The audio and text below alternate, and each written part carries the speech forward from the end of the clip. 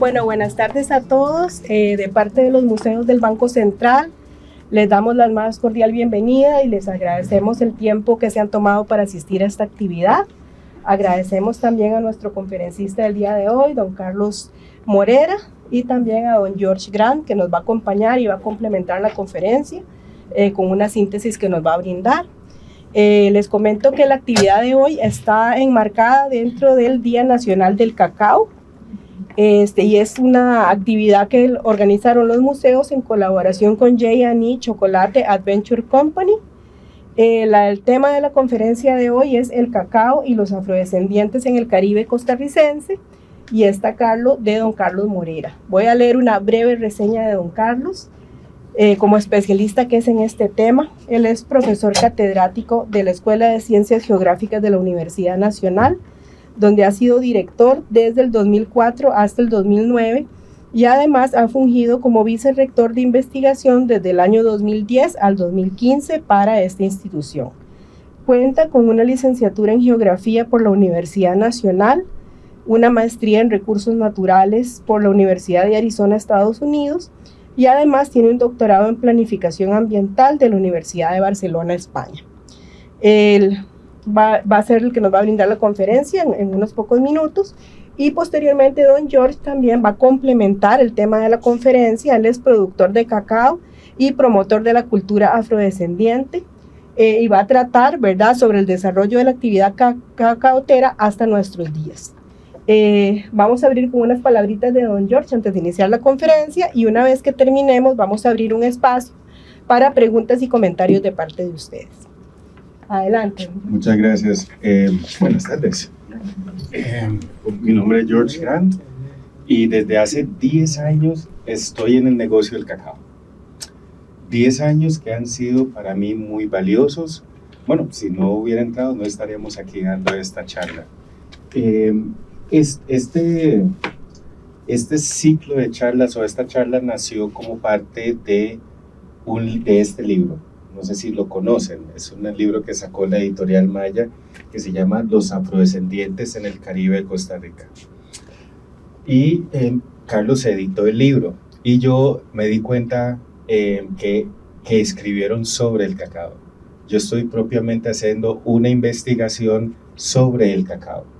Entonces quisimos hacer esta primera charla que llega desde 1700 hasta 1870. Prácticamente después de eso no hay mucho escrito sobre el cacao en Costa Rica, y es esa investigación que estamos haciendo. Por supuesto, el cacao no solo estuvo ligado a los afrodescendientes. Yo como afrodescendiente he descubierto más, inclusive de lo que han contado en los libros, y por eso estamos tratando de documentar esta información para ponerla en libros también, porque el cacao es el cacao, el limón y los afrodescendientes están muy ligados. O sea, yo de lo que he conocido, no he sabido de alguien afrodescendiente que de una u otra manera o tenía su propia finca o cultivaba cacao o algo, pero todo el mundo tenía cacao o estaba ligado al cacao. Y una de las cosas que también descubrimos es que era un motor económico en la ciudad. De hecho, uno de los grandes, ¿cómo podríamos decir esto?, debacles o de caídas de limón, que ha tenido muchas, fue precisamente con la llegada de la monilla al cacao. Pero eso lo vamos a hablar después. Pero primero quería agradecerles y explicarles por qué estamos haciendo estas charlas, porque queremos divulgar y dar a conocer más de esta historia que muy pocas veces se cuenta. Y plantear esto primero para que puedan conocer esta parte, y dentro de unos meses esperamos poder volverlos a invitar para que conozcan esa otra parte. Pero aprovechando que tenemos este libro que se llama Los afrodescendientes en el Caribe costarricense, aportes a la construcción del paisaje cultural, es que quisimos hacer esto. J&E Chocolate Adventure Company es mi compañía que produce cacao, y también manejamos un centro de turismo cultural en Limón. Coincidentemente estamos en las antiguas estamos en el antiguo edificio de la United Fruit Company, de la bananera.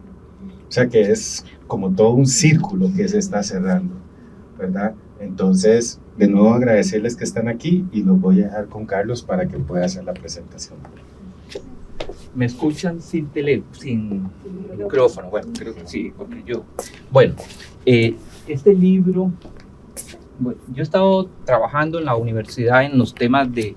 Coordino un programa de paisaje donde hemos estudiado mucho el Caribe, pero hay como en el estereotipo del costarricense es Limón, la presencia de los afros está ligada a los afroantillanos, ¿no? Entonces yo quise con este trabajo evidenciar que la presencia de los afro estaba mucho antes de la llegada de los afroantillanos. ¿Se acuerda el año pasado que celebramos la llegada, 150 años de la llegada del Lizzie, que fue el primer barco que venía de Jamaica, de Kingston?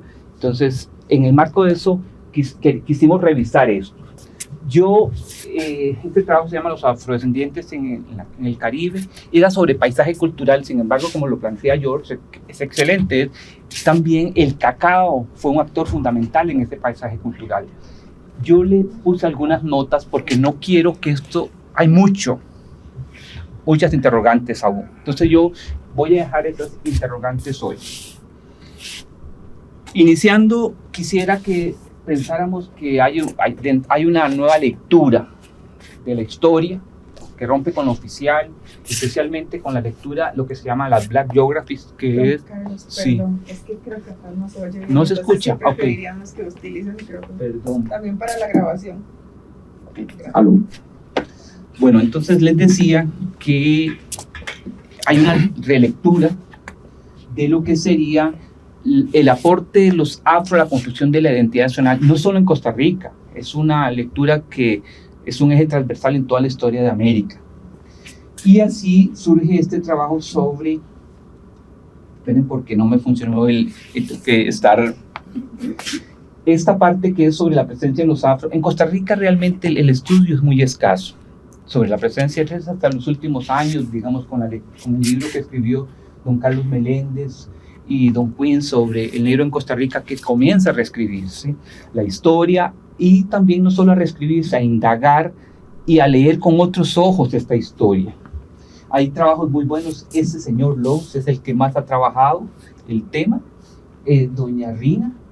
Hay varios trabajos. Hay una tesis de don Carlos Roses de historia del año más o menos los 80 en París.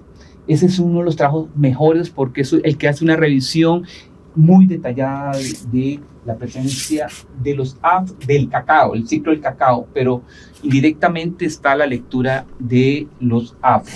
Entonces, a partir de esto, hay una preocupación en la academia, en la ciencia, de reinterpretar lo que hasta antes no se había planteado sobre la presencia de los afro y cómo ellos aportan a la cultura. Este trabajo tiene como objetivo analizar la presencia de los afrodescendientes en el Caribe costarricense en ese periodo de 1700 a 1870 y para reinterpretar la construcción del paisaje cultural. Y aquí hemos hecho un esfuerzo, porque eso no está en el libro, de tratar de leerlo con el cacao. Hay varias investigaciones en camino, hoy voy a ir hablando de algunas, pero aquí voy a tratar de hacer poner el dedo sobre algunos temas del cacao. Está a partir de alguna revisión de documentos históricos, entrevistas dirigidas y un análisis espacial. Nosotros debemos entender el Caribe costarricense como dos caras de una moneda. Eso es importante.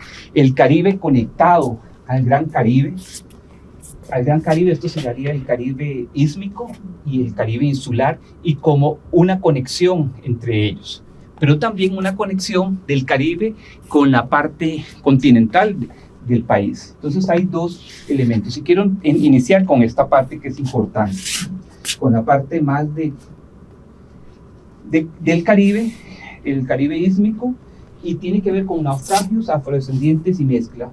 Ayer había un artículo en El País sobre Tortuguero, no sé si en el periódico El País de España sobre Tortuguero, y decía que Tortuguero fue un sitio del ferrocarril, quienes conocemos la geografía de Costa Rica sabemos que totalmente está fuera de...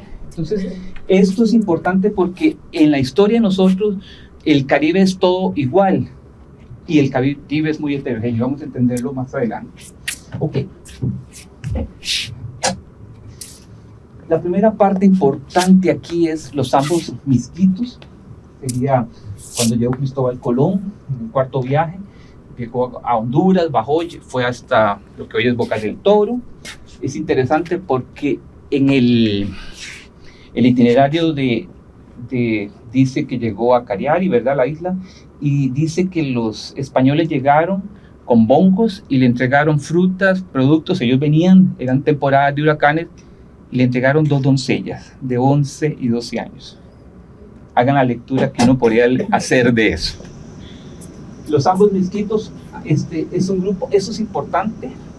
Los ambos, esta es la ruta de Cristóbal Colón un poco, cuando llegó y estuvo en el cuarto viaje, en el mapa que se construye en Costa Rica, y aquí tendríamos los ambos misquitos, ¿verdad?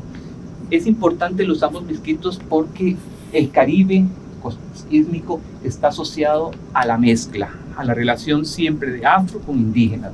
Los misquitos, que fue todo un reino, digamos, es un navío, y vamos a verlo en este mapa antiguo. Esto es más o menos, su capital estaba en Bluefield. Había un gran dominio, era el reino, un reino auspiciado por los ingleses, que los gobernadores costarricenses le pagaban le pagaban un tributo al rey misquito. Entonces la costa caribe estuvo influenciada, pero no solo la costa caribe, llegaba hasta Bocas. Toda esta parte era lo que se conoce como... Es por el aire, perdón. No, adelante. Este es otro mapa, pero de el dominio. No pensemos en la frontera como la vemos hoy, como la frontera que uno va y cruza y habían fronteras efímeras que eran más difíciles de delimitar. Entonces nosotros a veces pensamos, ¿hasta dónde llegaba? La tecnología no es la tecnología de hoy, entonces esto no era así. Este mapa, que es de 1885, aquí está la costa del Caribe, San Juan del Norte, Greytown, Limón, Bocas, pero vean, Golfo de la Mosquita. Entonces ya vean cómo esa parte era una unidad, por eso digo, eran 2 caras de estas áreas. Vamos a ver otro ejemplo, que son los garífunas. Los garífunas, que es este grupo que llegó a San Vicente, estuvo en San Vicente en 1635, pero debido a la rebeldía fueron expulsados y los echaron a morir y llegaron a las Islas de la Bahía. Ahí después de las Islas de la Bahía se dispersaron hasta Pearl Lagoon, Roatán, toda esta área, pero también se le dice los Caribes negros porque se habían mezclado en San Vicente con algunos grupos, tribus de los Caribes. Los garífunas son otro pueblo de mezcla. Entonces vean que ya hemos visto los misquitos y los garífunas, que son de mezcla entre lo afro y lo indígena. Se dice que realmente entre Nicaragua, Honduras, Guatemala y lo que hoy es Belice, las Honduras británicas, no existieron grandes cimarronajes. ¿Por qué? Primero, no existieron grandes plantaciones, lo que yo diría, tal vez sí, porque Belice fue saqueado con la madera, habían grandes plantaciones, pero tal vez la alianza con los indígenas fue otra forma. Entonces evitó, si vemos el cimarronaje, que hubo cimarronaje, por ejemplo, en Panamá. Los primeros pueblos cimarrones están en Panamá, cerca de Portobelo, pero en el resto del Caribe no existía. Don Carlos ha estudiado mucho este tema, tiene un trabajo muy bueno sobre las tortugas también, las tortugas y cómo las tortugas fue un aliado de este pueblo, en la cultura de comer tortugas, y es un trabajo muy interesante. Y también la tortuga con los piratas, el trabajo de los piratas, excelente. Vamos a entrar ahora a la segunda fase, que es la que nos convoca esta tarde, que sobre el Caribe costarricense y cómo está asociado. Entonces, esta es una área en disputa de los imperios, ¿verdad? Y Costa Rica realmente se centró, estaba su colonización centrada en esta parte, valga la redundancia, central y en el Pacífico. ¿Por qué no en el Caribe? Porque el Caribe tenía condiciones climáticas adversas. 2, porque además de eso había un asedio de piratas, que era no solo los piratas, porque aquí robaban los que eran auspiciados por los ingleses y no los ingleses, y también vamos a ver daneses y holandeses, etc. Pero eso, habían condiciones geográficas que aislaba y hacía que esta región estuviera más viendo hacia la costa que hacia el interior. Esta área fue muy atacada. Aquí tenemos del año 1604 a 1747 la cantidad de veces que Matina fue atacada. El último ataque de la destrucción del fuerte San Fernando, que fue un fuerte relativamente efímero. Ahora les voy a enseñar porque hay un mapa muy bonito y donde creo yo que está ubicado de acuerdo a este plano que tiene el archivo de Indias. La ventaja de ahora es que todo está digital, entonces uno se mete al archivo de Indias y comienza a bajar y pasa noches ahí dándole vuelta, encontrando. Esto no solo pasaba en el Caribe. Esparza también fue atacado. Recuerden que Esparza se pasa después a lo que es Cañas y todo esto por el ataque. Entonces el asedio era en ambas costas, pero estaba muy centrado en el Caribe. Este es el plano del fuerte San Fernando de Matina, en madera. Esto es el río, esto sería la barra de arena. Esto fue realmente muy efímero, lo atacaron y duró más o menos 6 años y lo quemaron ¿no? y han hecho muchos trabajos para encontrarlo, pero no ha aparecido en madera, más o menos 250 años, alta sedimentación, es realmente difícil en esas condiciones, pero este es el punto aproximado donde estaba el fuerte de San Fernando de Matina. Vamos a entrar a las fincas cacauteras y yo voy a evitar usar el término haciendas cacauteras, porque si ustedes ven siempre se dice haciendas cacauteras, pero el concepto hacienda es un concepto grande, de grandes extensiones, y aquí no es tanto haciendas. Entonces, en el siglo XVII había un poder económico centrado en Cartago y buscando algunos horizontes económicos, se inicia con la siembra de cacao alrededor del río Reventazón, Matina y Barbilla. Vamos a ver que tampoco era un valle, porque eso no son valles, son una llanura aluvial. Entonces es otro término. Hoy que hablábamos con George, este es el lugar que se originó el río Curacay, esto es entre Ecuador y Colombia, donde hay, digamos, se remontan los estudios de ADN más antiguos. Pero además, este era el nombre que se usaba, Cacuatzitl, que se transforma en Cacahuatl en la parte mesoamericana. Había una gran discusión sobre este tema y este es un trabajo muy bueno sobre la domesticación del cacao y más o menos hacen este mapa. Esos son las diferentes especies. Cuando hay mayor biodiversidad quiere decir que ese es el centro de donde se origina ese germoplasma. Este es el área donde se originó, pero me llama la atención algo aquí. Vean la costa de nosotros. Estos son 9 a 11, o sea que la costa de nosotros también es una área que tiene una fuerte diversidad de cacao. Ok, aquí tendríamos además dónde fue domesticado el cacao. Nosotros nos aprendimos que fueron los mayas y los aztecas. Sin embargo, los últimos estudios plantean que fue en Ecuador, en esta parte cerca de Cuenca, hace 5.200 años. Se reescribe esto a partir de estudios de ADN. Ok. Esto de secuenciación genética que reescribe todo. Ese es un mapa también sobre la genética. Este es el origen y como aquí estaríamos nosotros en el Caribe. Y hay dos amenonados que son los que nosotros llamamos los Matina y también el cacao criollo que los separa en el origen, y es cómo se fue manejando. Y aquí hay una barrera. Esta barrera es importante porque genera, desde el punto de vista de biogeografía, una barrera alopática y van surgiendo diferentes especies. Okay. ¿Cómo era? ¿Cómo se sembraba este cacao? Era un sistema agroforestal indígena. Este es un trabajo donde participó Celia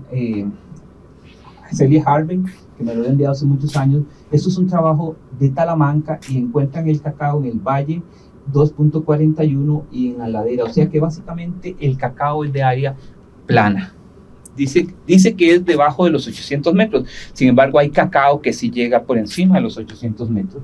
Estos son sistemas agropastoriles de diferentes niveles, entonces, asociados con el banano, con la guava, con el laurel, etc. O sea que el cacao se sembraba en la montaña, estaba en la montaña, no era un cultivo monocultivo, sino que era igual que el pejibaye, porque el pejibaye también era otra forma de agroforestería. Aquí les pongo algunos artículos que revisan esos temas. Lugares planos, este trabajo aquí son las curvas 800 y más o menos delimita lo que nosotros diríamos esa planicie que fue ocupada por el cacao. Desafortunadamente traje un mapa interactivo, pero aquí no hay internet, entonces no puedo moverme, pero traje otro mapa más. Ok, estas son cómo fue creciendo el cacao. Se utilizaba mano de obra de seres esclavizados, de seres humanos esclavizados. La gente vivía en Cartago y 2 veces al año iban a Matina, a esas fincas. Ahora van a ver un mapa, un plano muy bonito de las fincas. Iban a vender, a recolectar, pero mucho de esto no se traía a Cartago. Ustedes saben lo que es subir desde Matina a Cartago, cuando uno podría hacer el negocio, ir a la playa y estaban comprándoselo. Entonces, mucho de ese cacao era en contrabando, no era traído a Cartago. Bueno, esto es cómo fue el número de fincas, de 78, 53, 82, 55, cómo hay un crecimiento. Esta es la parte que a nosotros nos parece relevante. De estos que trabajaban aquí en estas fincas, el 95% eran pardos, afromestizos, digamos, porque ya la palabra mulatos no se usa, y tratamos de evitar la palabra mulatos porque es una palabra que quiere decir con mulas y nadie es mula, entonces hay que construir un nuevo lenguaje y eso es afromestizos. Entonces, vean que realmente en manos de quienes estaban, el 95% eran afromestizos o afros. Muchos libertos y no libertos. Ahora vamos a ver estos temas interesantes. Las diferentes fincas, esto es el trabajo de Roses, la tesis de Carlos Roses, y él hace las transacciones. Esto tiene un sesgo, como le digo, porque mucho era contrabando. Digamos, lo que realmente llegaba a Cartago y se podía ver era muy poco. Entonces todo se vendía ya mucho más fácil. Y además el negocio era cerrado, porque uno le vendía a ellos y les compraba a ellos lo que uno necesitaba. Entonces no era solo que vendía el cacao, sino que también compraba a ellos. Esto es las áreas, Lowell hace un excelente trabajo, entonces total de árboles y también las áreas estimadas para poder explicarnos cómo fue variando. Dame un vaso de agua.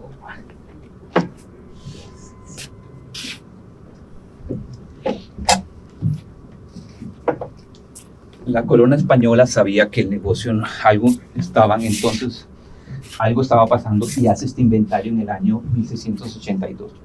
Ese es un inventario de todas las fincas. Esto está interesante, dónde están ubicadas: costa, ribera de Matina, valle de Barbilla, la cantidad de árboles y la área aproximada. Esta área aproximada la saqué a partir de algunas entrevistas entre Carl Spencer para poder definir que habían 53 fincas productivas en un área de 150 hectáreas, 9.400 árboles que requerían alrededor de 150 personas. Cada finca tenía 2 personas. Por eso digo que el concepto plantación no lo podríamos usar aquí, porque 2 personas no sería una plantación. Lo que me llama la atención de esto, que después me puse a revisarlo, es quiénes eran los dueños.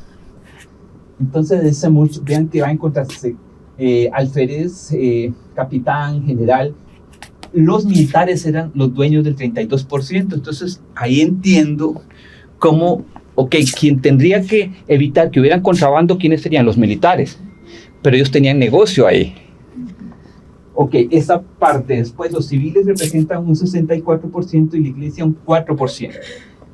Entonces, ahí este inventario tiene ese valor, nos muestra el poder que tenía militar en esto, ¿verdad? Entonces, este es uno de los mapas más hermosos que yo he visto. Es un mapa de un plano del curso del río Matina de 1783 que está en el archivo de Indias. Este es el río Matina, este es el Pacuare. Aquí están, dice haciendas, vuelta del Hermoso, vuelta de Araya. Aquí está donde estaría el pueblo, dice Cabildo Iglesias.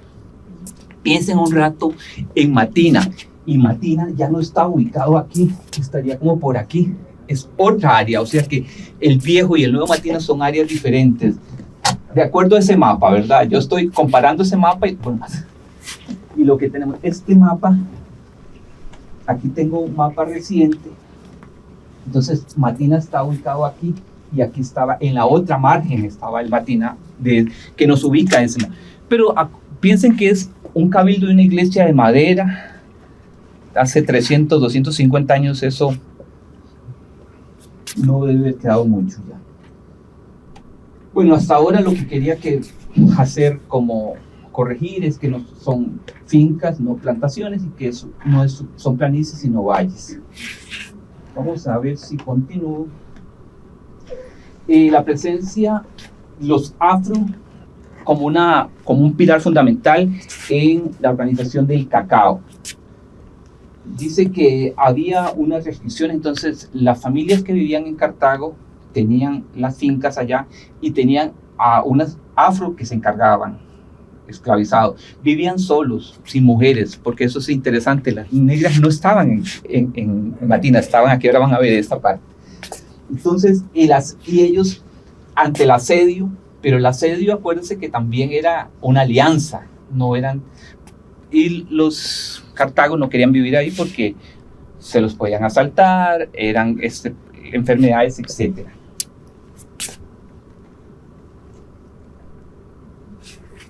Las fincas, los afros que vivían ahí no solo atendían el cacao, tenían que comer y que iban a comer.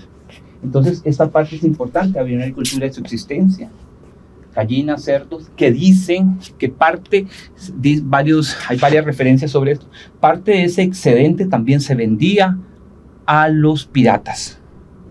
Entonces hay un excedente, entonces es interesante, son dos o una persona que vive ahí solo y que además de trabajar para comer, atendía el cacao.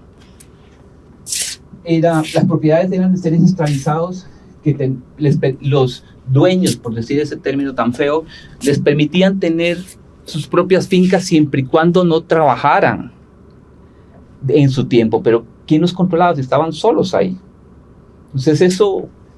Y por último, compraba a contrabandistas su libertad. Y esta es la parte que vamos a centrarnos hoy. Cómo ellos, si el cacao se convierte en una moneda, ellos podían también comprar su libertad. Y vamos a ver algunos casos.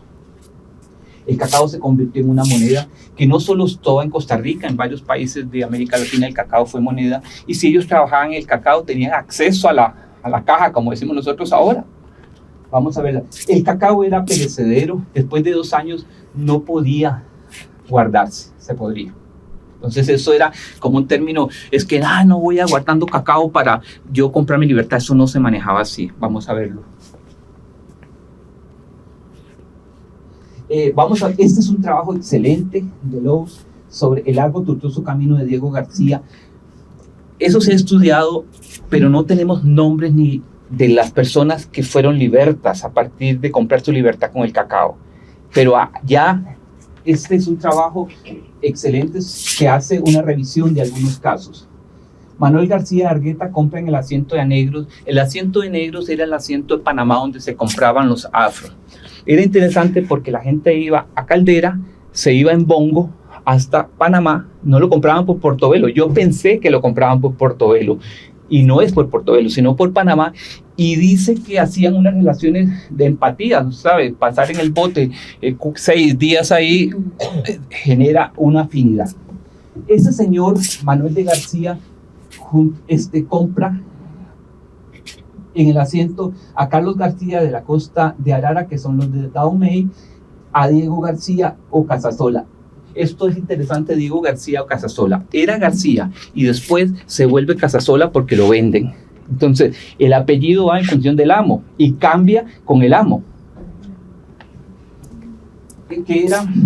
Que venía de West África o Cabo Verde, no se sabe, porque Cabo Verde era como una, por decirlo así, horrible, como una granja donde tenían los afros.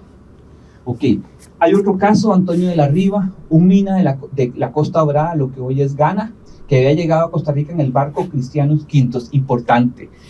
No hemos encontrado, siempre andamos buscando en la huella qué pasó con los que venían en esos barcos que encallaron en Cahuita. Hay un caso, Antonio de la Riva contrató y compra su libertad en 1745. Ese barco llegó en 1710.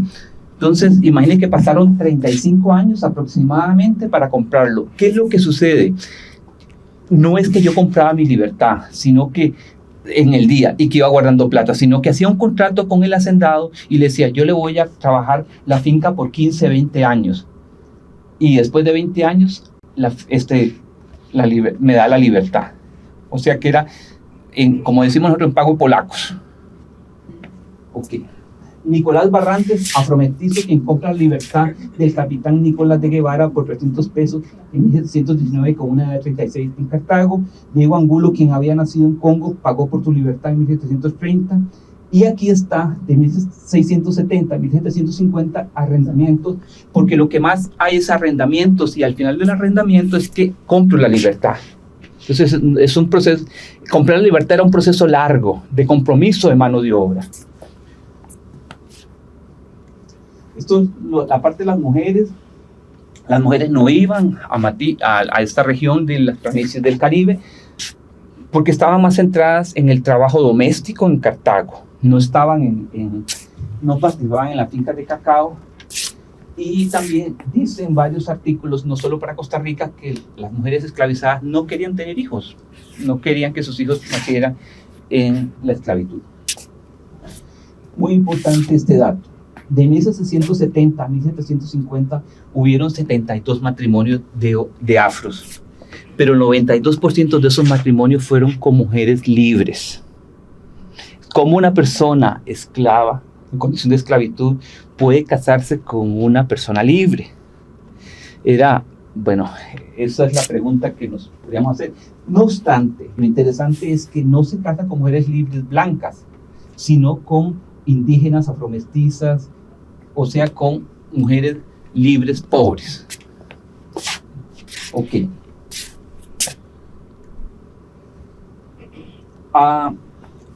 Nosotros decimos que en esta parte no hubo cimarronaje ni resistencia, y esto lo vemos plantear ahora.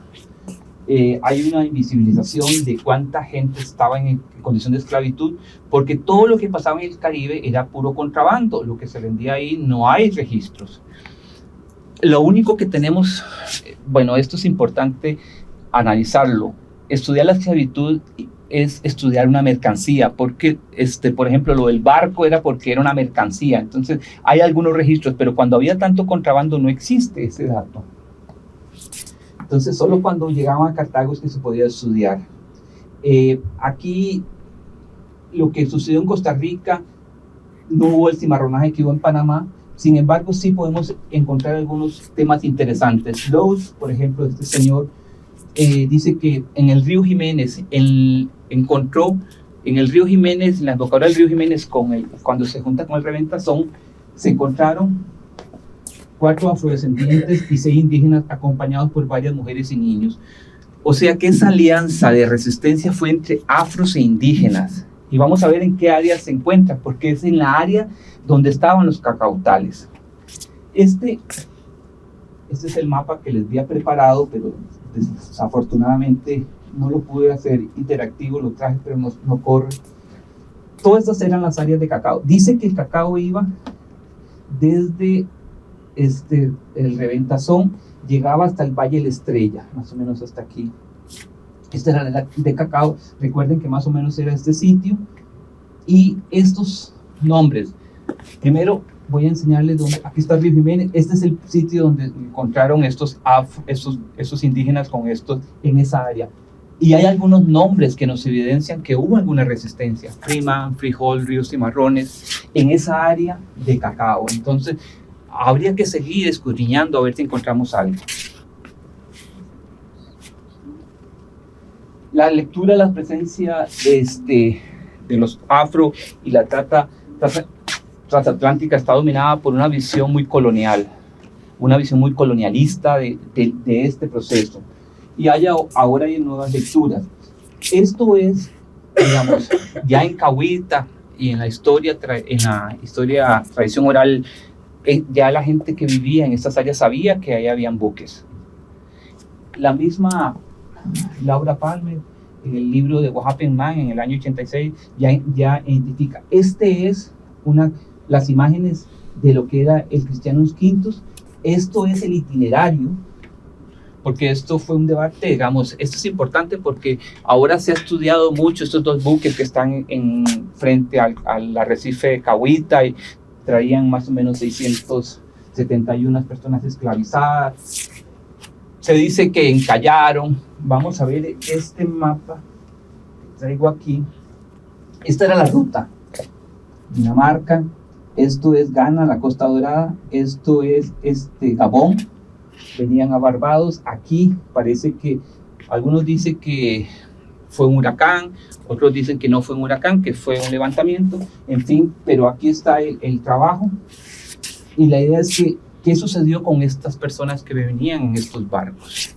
Ya encontramos uno que pudo comprar la libertad y también hay otros datos interesantes sobre este tema. Dice que muchos fueron sumados a la criollización, al proceso de blanqueamiento que tuvimos, que sufrimos hasta el día de hoy con la presencia de los afros. Después de esto, después que pasó el ciclo del cacao, hay un proceso de sobrevivencia de estos criollos. Dice que a finales de 1800 desaparece el cacao como una actividad productiva en el Caribe y solo sobreviven algunos caseríos aislados habitados por negros criollos en la boca de los ríos, básicamente centrados en la subsistencia. Después vienen los campamentos de tortugueros que vienen de Brooklyn, Boca del Toro, Caribe Norte, Matina, Parismina, en Caribe Sur, con periodos diferentes, y el comercio sí continúa, pero no viene el cacao como un producto dentro de lo que se comercializaba en el Caribe insular. Para ir cerrando, esta foto tan bonita es una foto de José Tristán, de mujeres. No es en Limón, es en el río Tempisque. Y las imágenes, los fotos nos delatan lo que nosotros decimos, la evidencia de la presencia de los afros en Costa Rica, no solo en Limón. Los africanos y los afrodescendientes fueron los principales actores del ciclo del cacao en el siglo XVII y XVIII en la región del Caribe. Ellos no solo fueron los que trabajaron, fueron los que levantaron. Y algo muy importante, el ciclo del cacao fue la primera actividad productiva que tuvo este país. Si tuvimos plata, comenzó a tener plata este país, este estado, es porque los afros que lucharon. Y no solo eso, se pudieron empoderar, algunos pudieron comprar. No quisiera decir, a todos le fue muy bien y todos pudieron comprar la libertad, pero algunos lo pudieron hacer. Fue pequeña escala y también hubieron unos rasgos de sobrevivencia que se mantienen hasta hoy. La lejanía de Cartago y su relación con comunidades indígenas, zambos, mezquitos, ingleses y otros mercaderos. Ese grupo, como dije, que tenían dos caras, tenían relaciones no solo con el Caribe ísmico, sino el Caribe insular, y también con otros grupos, con los ingleses, con los mezquitos, con los mismos indígenas que vivían en el país. Entonces hubo un proceso de criollización con un proceso de asimilación colonial. Bueno, esto es un poco, hay mucho que investigar, mucho que preguntarnos todos nosotros, pero esto es lo que hemos avanzado. Les dije, son notas de lo que estamos preparando. Tengo otro trabajo muy bonito que estamos terminando sobre la toponimia en el Caribe, y trabajé cuatro comunidades, Barra del Colorado y Tortuguero, y Cahuita y Gandoca. Y son comunidades muy diferentes. Digamos, Barra del Colorado y Tortuguero están muy asociadas a Bluefield, a Providence, a San Andrés, mientras que los otros son comunidades diferentes. Aunque nosotros pensemos que todos los afros venían de Jamaica, no. Hay que comenzar a reescribir esa parte y hacer las diferencias, con productos diferentes también, con cultivos diferentes, etc. Pero lo más importante es que no estuvieron solos, siempre estuvieron alianzas. Por ejemplo, el cacao, los afros no venían con el cacao de África, ellos aprendieron de los indígenas cómo lo cultivaban. Eso nos muestra que hubo una alianza siempre entre afros, y a veces los ponemos en bandos a luchar, y no es así. Bueno, esto es lo que yo tengo. No sé si alguien tiene una pregunta de esto que se ha presentado hasta el momento, como para mantener a Carlos acá, y después yo doy una actualización de lo que se está haciendo ahora, pero creo que sería un buen momento para alguna pregunta concreta en este sentido. Yo quisiera nada más aclarar, el término cimarrón es el esclavo en fuga. Esclavo, sí. Los afro que tratan, no solo el cimarronaje, los maroons se le dicen también, es esos afros que tratan de buscar comprar su libertad. Aquí no hay tanto, pero en Panamá hay estudios bellísimos sobre cuáles lugares, por ejemplo, cerca de Portobelo, y trabajos pueden ser palmerales, hay diferentes formas de esos pueblos de resistencia. Sí. El cimarrón es lo que llamamos montañado. Sí, pero esa palabra enmontañado es la que yo creo que deberíamos evitar, porque enmontañado es más bien personas buscando la libertad, porque yo me acuerdo que antes decían, ese cerdo es un cerdo cimarrón porque buscaba la montaña, pero acuérdense que no es buscar la montaña, es buscar la libertad.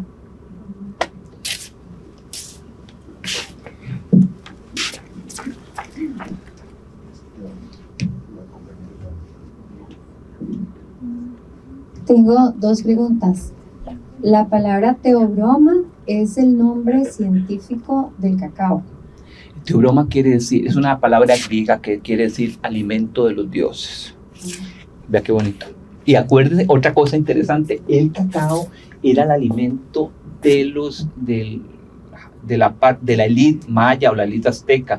No era cualquiera que podía tomar cacao. Son los españoles que, digamos, socializan el cacao como algo popular. Bueno, esa era la segunda pregunta. Digamos, aparte del uso de moneda, ¿verdad? Acá, ¿qué otro uso se le da en Costa Rica? Y si se usaba de manera ceremonial o algo así también, no sé, ¿se hacía chocolate también? ¿O qué uso se le daba en Costa Rica en esa época? Aparte de usarlo como una moneda, digamos. Sí, fueron los españoles, por ejemplo, los que popularizaron el uso del cacao en Europa también. Entonces, y por eso cuando uno ve toda la industria del chocolate está asociado a que el cacao se iba en semilla y allá lo preparaban, entonces los belgas, los franceses y eso, porque se exportaba como semilla. Nosotros no tenemos una cultura de tenerlos porque esa era la forma. Me gustaría entender un poquito sobre la figura del esclavo en ese entonces, porque cómo era que un esclavo, siendo esclavo, podía comprar su libertad. No solo siendo esclavo podría, y cómo era que, es por eso esas preguntas son las que tenemos que contestarnos nosotros, porque como una persona siendo esclava vive allá en Matina, allá por el río Reventazón solo, que el amo llega 2 veces al año, al amo le gustaba porque él era el que hacía los negocios, le pasaba la plata, nada más. Esas son las preguntas que la condición de esclavo de nosotros no es igual a la condición de esclavo de otros lugares. De hecho, una de las cosas que he leído que pasaba aquí es que cuando Carlos hablaba de que aquí no había haciendas de cacao, sino que lo llevaban por control de árboles. Ese mapa o esa estadística que Carlos presentó, que en Guatemala hicieron el inventario de cuántos árboles había, era porque no estaba llegando plata allá. y se dieron cuenta al hacer ese inventario que había todo ese gran comercio en el Caribe. Entonces ese fue ese inventario que hicieron fue una manera como para decirles, vea, aquí hay algo mal, ¿verdad? Y otra cosa, los cartagineses, que eran los dueños de estas tierras o de estas fincas en Matina, como decía Carlos, no tenían un montón de empleados, sino que ellos mismos 2 veces al año eran mano de obra que iba a trabajar en eso. Entonces, como si no veamos la relación de la esclavitud como la vemos en Estados Unidos o en esas películas, porque aquí sí fue bastante diferente. Y pequeños encuentros o charlas como estas, de volver a presentar o comentar la historia, es lo que tal vez pueda empezar a hacer que más gente se interese, pero también que más gente empiece a investigar y a escribir.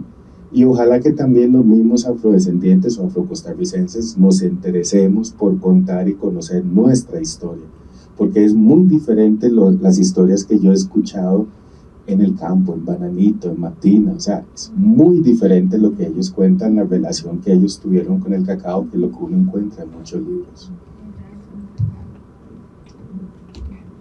Muy buenas tardes, don Carlos y George. Mi nombre es Donald Allen.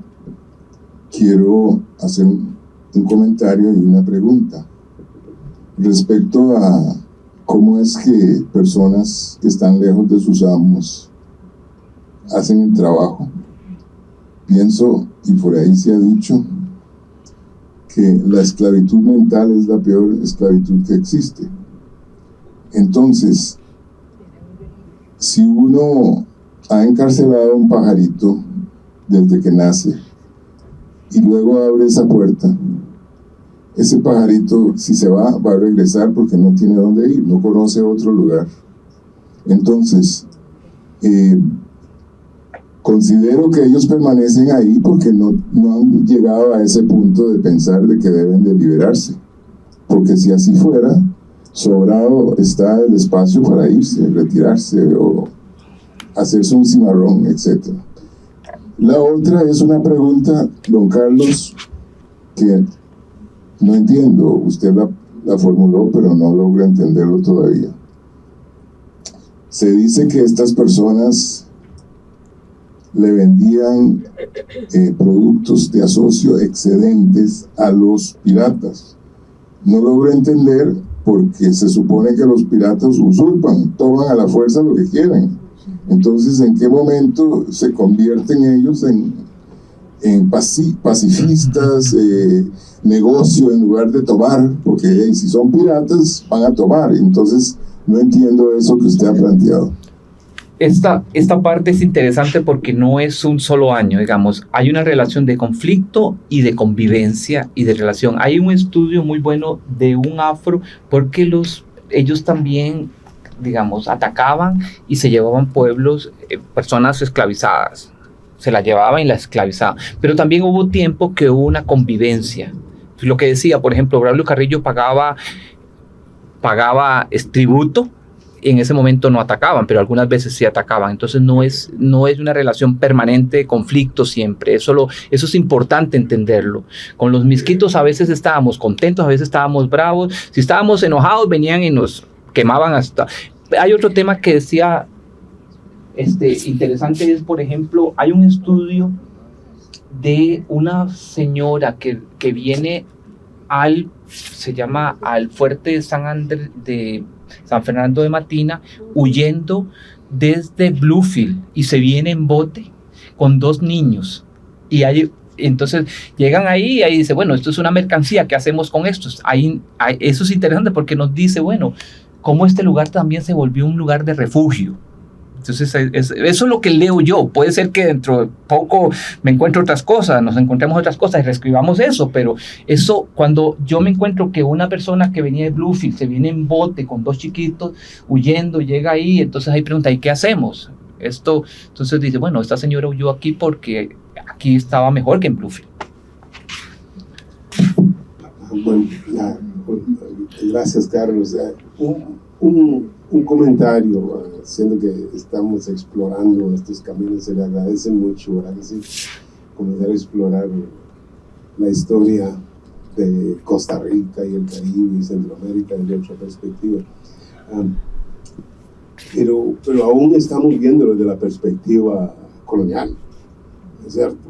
En realidad, desde la perspectiva de los misquitos, los misquitos es el territorio de ellos que es usurpado, y ahora hay evidencia clara que ese era territorio del reino misquito. Por lo tanto, esa narrativa, o sea, que ellos no están usurpando nada, al contrario, están llegando a su territorio a recuperar lo que les pertenecía. Entonces nosotros tenemos que cambiarnos ese cassette porque seguimos leyendo con la perspectiva colonial a los misquitos, que son unos actores tan importantes.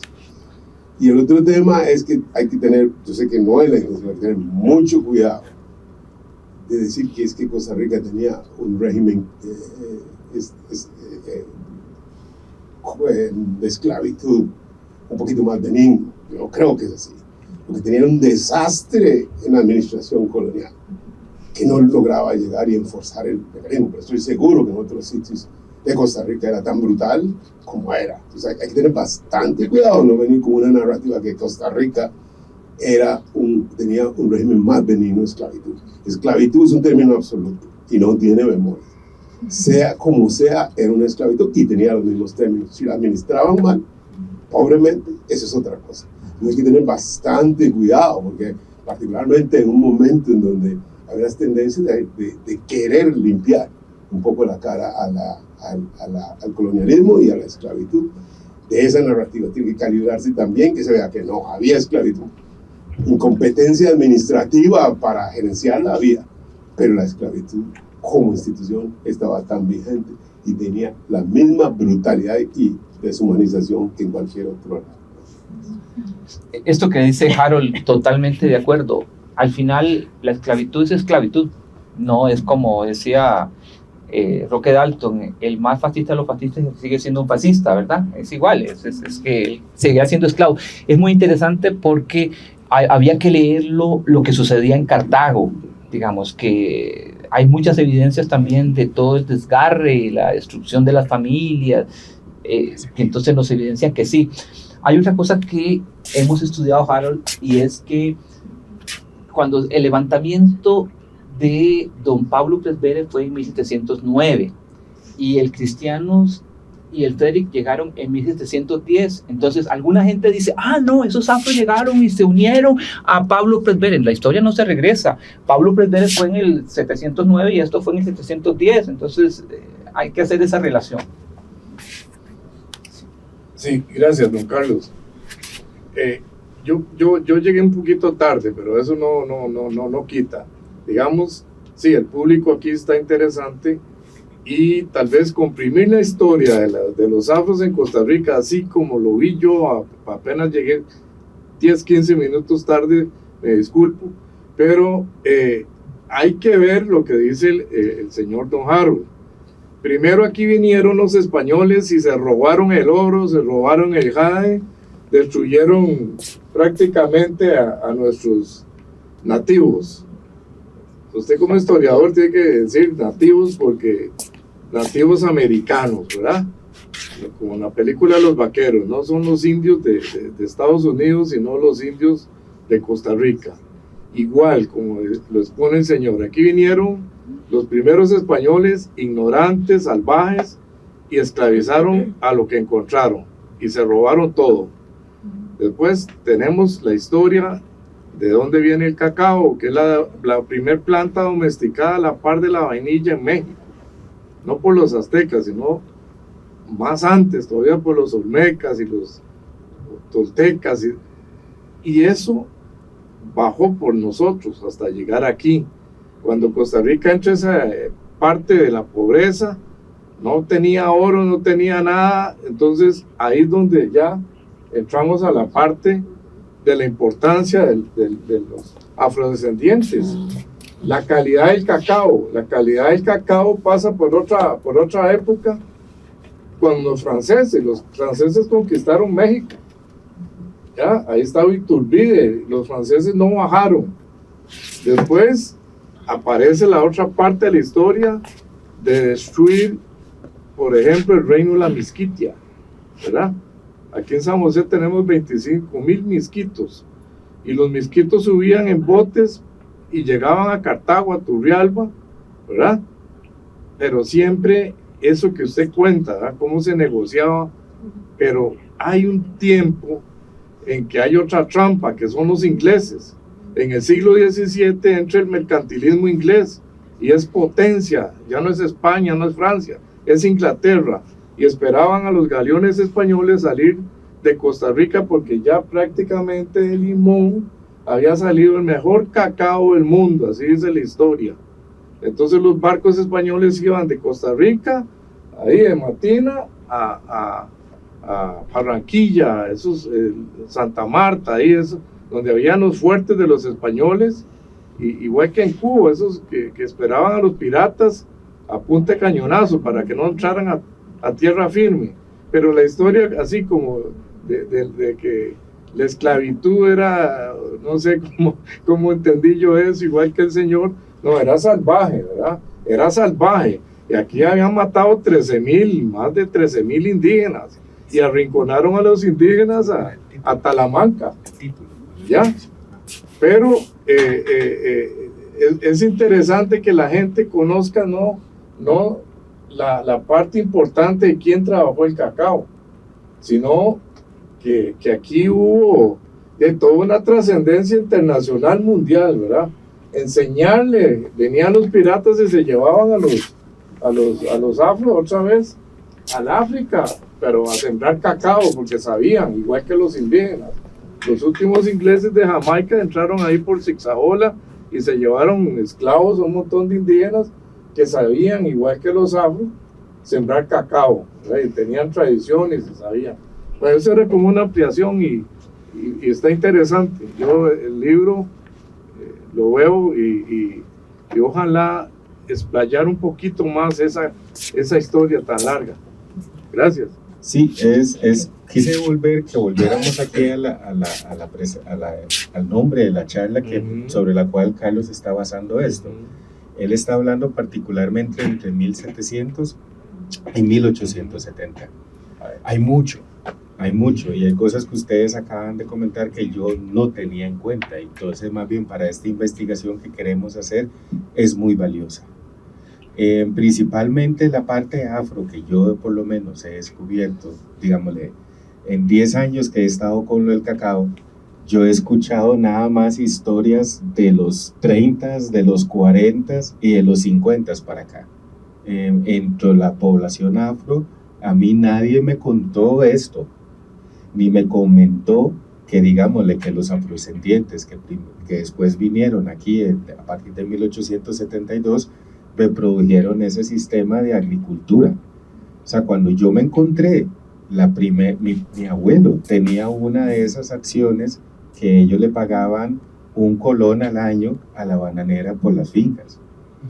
Yo cuando empiezo a hacer cacao, empiezo a procesarlo y empiezo a decir, yo me pregunté, ¿por qué mis antepasados nunca tuvieron una fábrica de cacao? ¿Por qué nunca esto? ¿Por qué nunca el otro? Porque vengo entendiendo que, como bueno decía Don Allen, no es la mentalidad que tal vez tenían, pero a pesar de que fueron esclavos, también he leído que les pagaban. Entonces también puede haber sido por eso que se quedaron ahí, también porque recibían su pago. Pero lo más importante de esto es que podamos empezar a escuchar, empezar a contar, empezar a documentar, y como decía en algún momento, que ojalá nosotros mismos como afrodescendientes o afrocostarricenses podamos empezar a contar nuestra historia.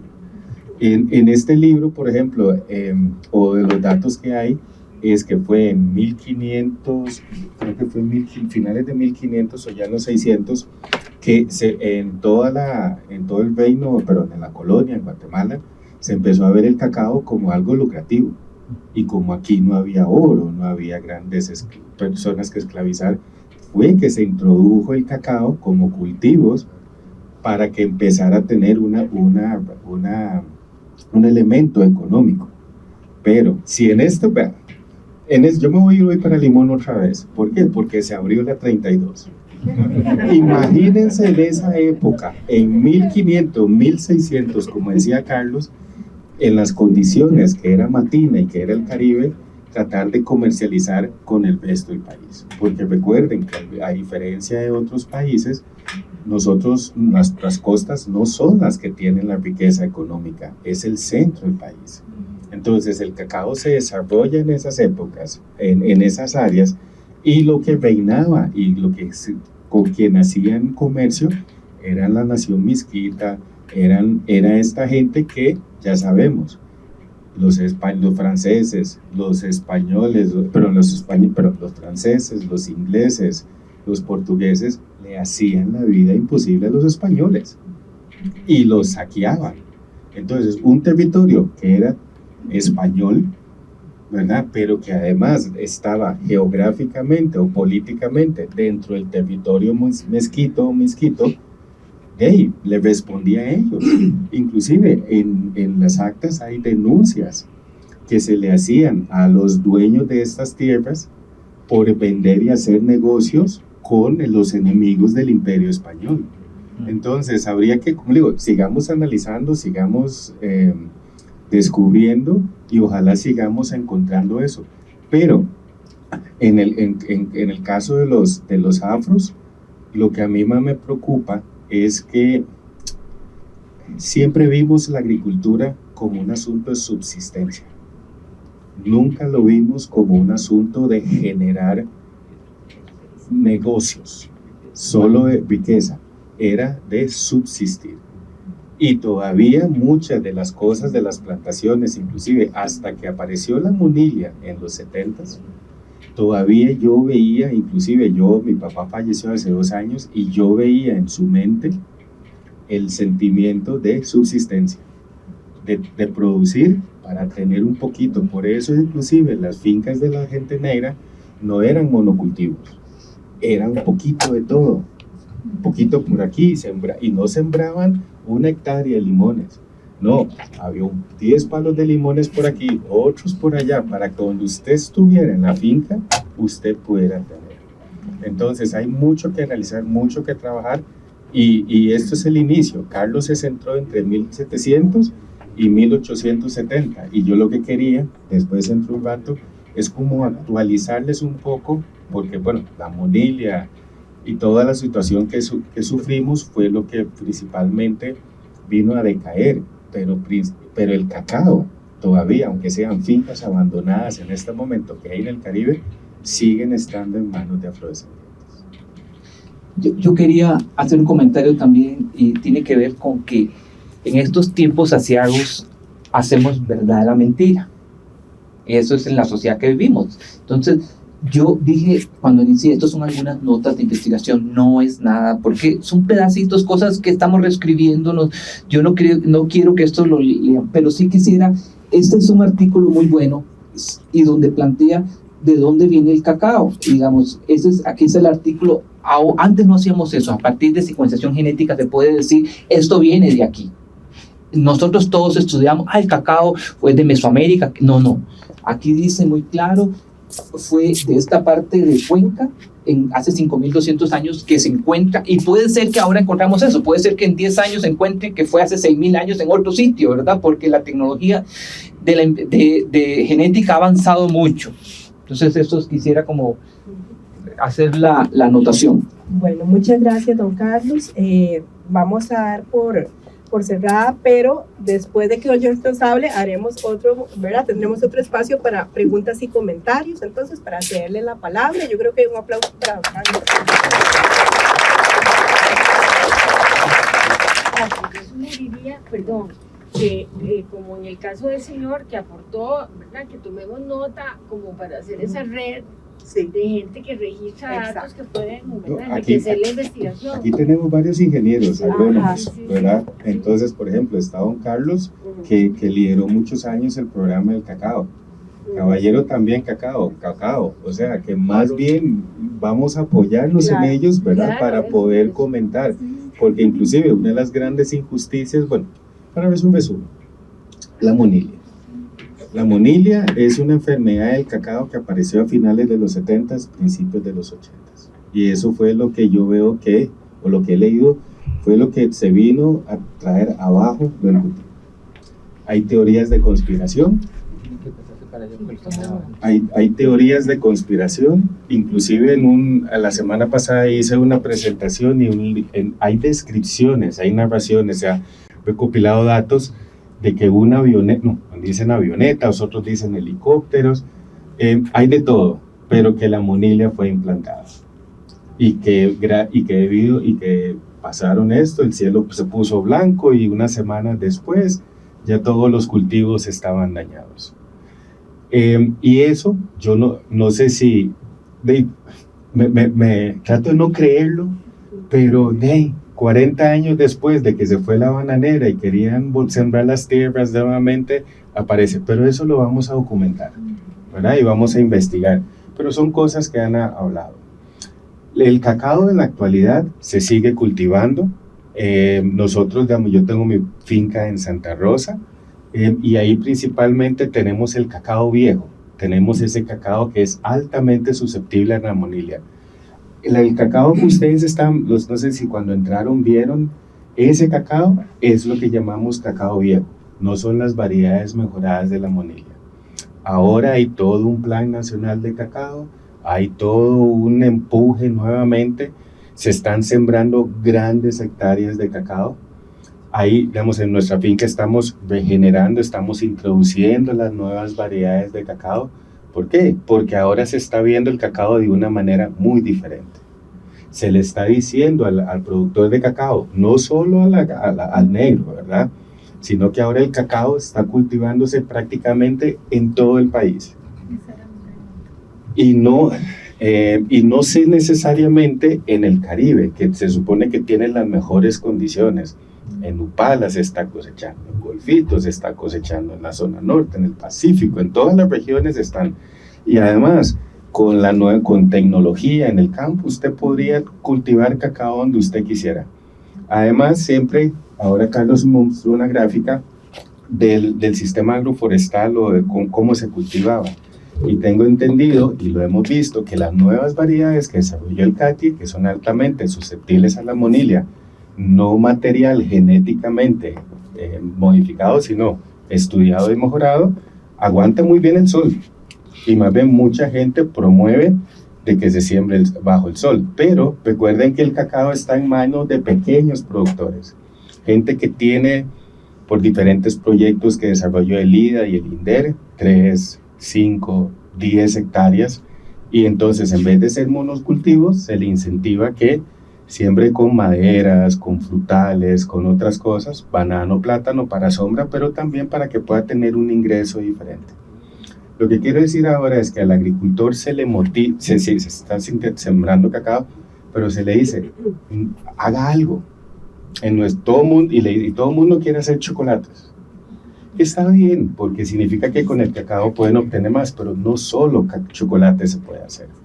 Allá nosotros sacamos manteca de cacao, sacamos cacao en polvo. Y también se puede usar hasta la cascarilla y otras cosas, o sea, darle valor agregado. Y eso es algo que se está viendo ahora. Si ustedes van a los supermercados, van a ver algunos que hay hasta marcas nacionales, van a boutiques, hoteles, van a empezar a ver el cacao. Y eso es importante, porque se está haciendo cacao que lleva por lo menos 70%, que lleva 80% de cacao. Eso significa que algún agricultor está vendiendo su cacao o a alguien se lo están comprando. Inclusive en la misma barra de chocolate, ustedes pueden ver denominación de origen. Este cacao es de Talamanca, este cacao es de la región Brunca. O sea que hay un reconocimiento en ese sentido, ¿verdad? Igual, hay mucho trabajo que se tiene que hacer. Hay que hacer mucho trabajo en inclusive traer nuevas generaciones al cacao. Porque la mayoría de la gente que está cultivando cacao ya son del CONAPAN, ¿verdad? Ya estamos hablando de adultos mayores y ya estamos hablando de otras limitaciones. Y yo creo que está pasando como pasaba cuando Oscar o alguien del MAG iba a la finca y mi papá los escuchaba. Y cuando media vuelta usted no sabe lo que está hablando. Porque mucha de nuestra agricultura se basa, como le digo, en la subsistencia, pero también en la prueba y el error. O sea, mucha gente, lo que le funciona a mí, no necesariamente le va a funcionar al otro. Pero yo los quería traer como, saben, mi participación principalmente quería hacer que el cacao existe, está vivo, está muy saludable, está muy nutritivo y se está viendo de una manera muy diferente. Como les digo, esta es una primera parte que Carlos hizo. Yo también estoy tratando de averiguar un montón más sobre el cacao y ojalá con la ayuda del museo próximamente me estaremos haciendo más charlas. Inclusive vamos a invitar a gente que ha trabajado literalmente en el cacao para que nos pueda contar sus experiencias, ¿verdad?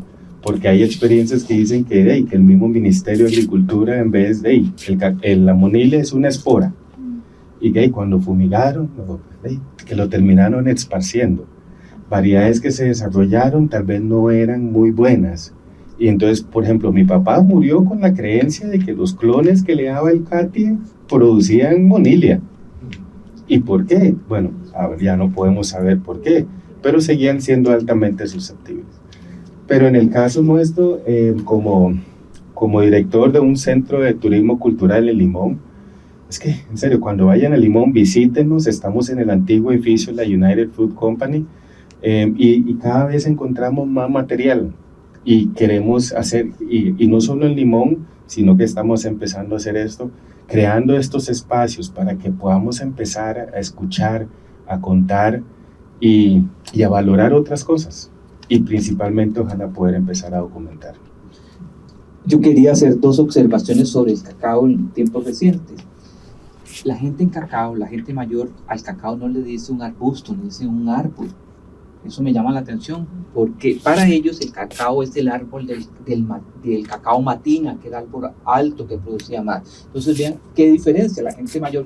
Otro tema que me llama la atención es que la gente que tenía fincas, 2 hectáreas de cacao en los años 70, en Cahuita, en Puerto Viejo, mandaban sus familias a estudiar a Estados Unidos. O sea que con 2 hectáreas podrías mandar a tus hijos. Ellos cuentan ahí en entrevistas que hemos hecho. Entonces vean que no solo se reduce a esa época, sino en una época reciente, 2 hectáreas le permitía a una familia afrodescendiente mandar sus hijos a Jamaica o a Estados Unidos. Lo escuché de gente en Cahuita, gente en Puerto Viejo que nos contaba eso. Interesante porque el cacao ha sido un instrumento de empoderamiento de las comunidades afro.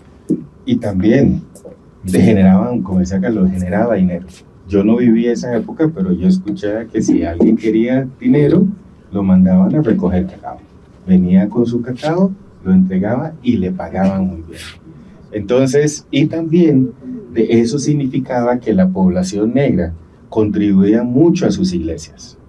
Iglesias que no eran el sentido de deme el diezmo, no, eran comunidades que apoyaban y que estaban ahí para ayudarse a sí mismos.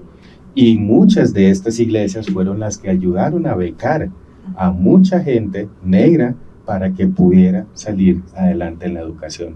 Y tal vez eso fue un error que también cometimos dentro de la comunidad. Yo creo que en el sentido de la agricultura, a nuestros abuelos o papás le decían, vaya, estudie, pero no se involucraban en el campo.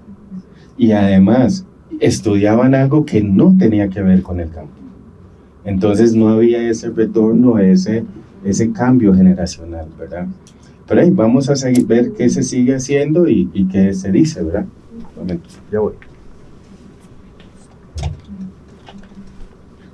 Buenas tardes, y como decían ustedes también, el chocolate, como dijo usted ahora, se está aprovechando y se está viendo en muchos sectores, entonces se amplía ya, digamos, los usos.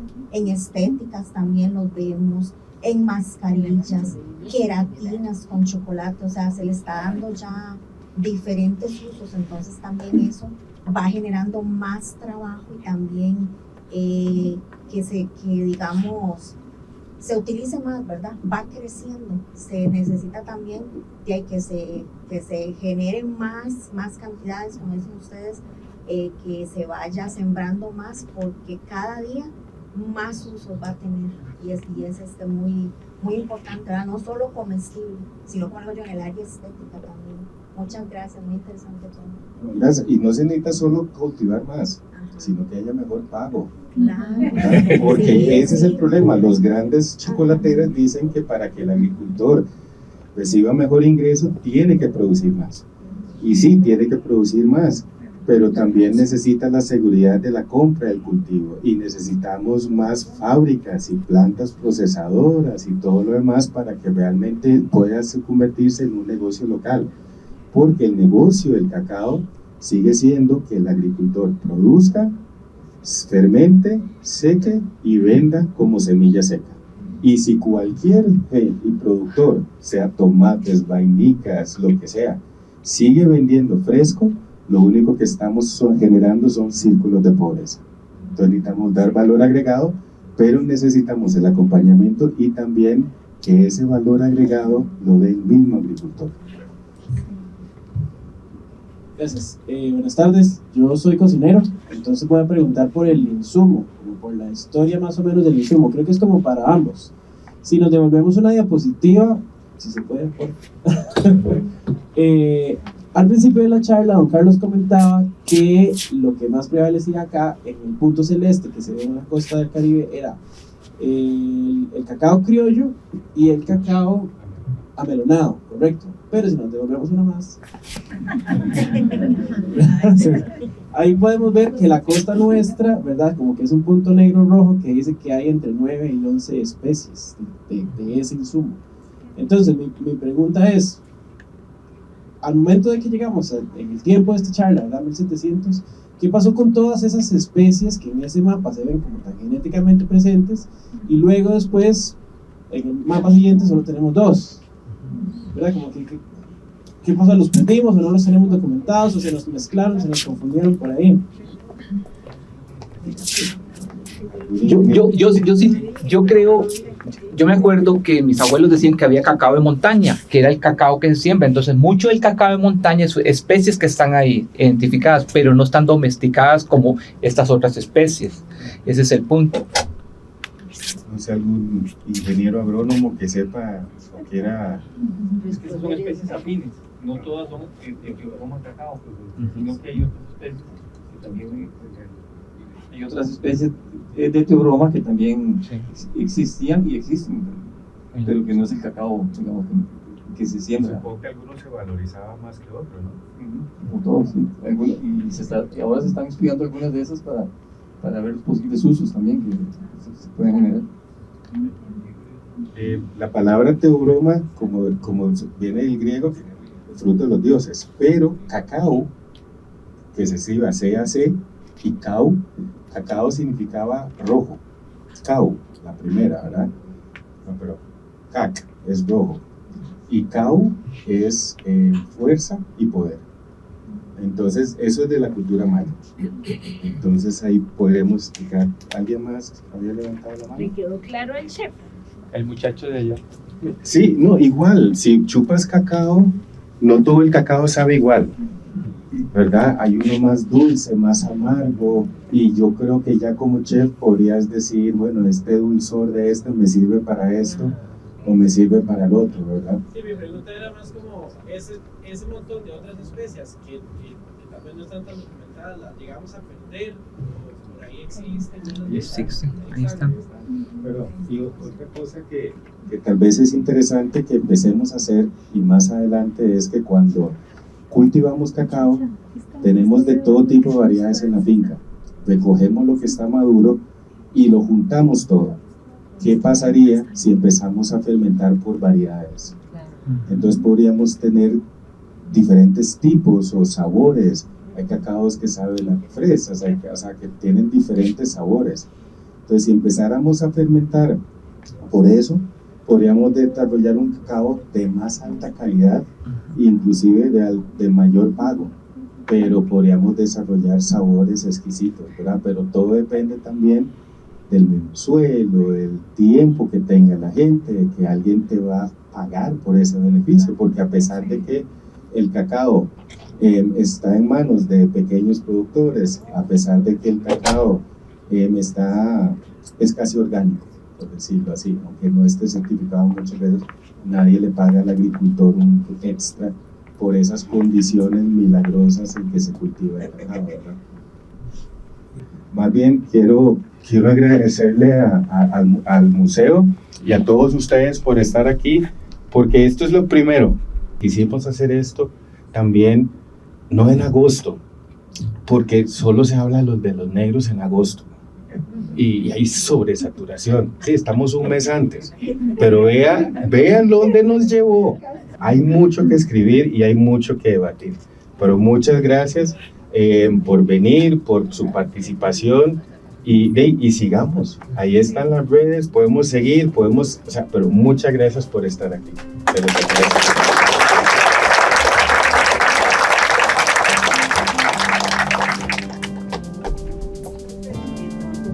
Gracias.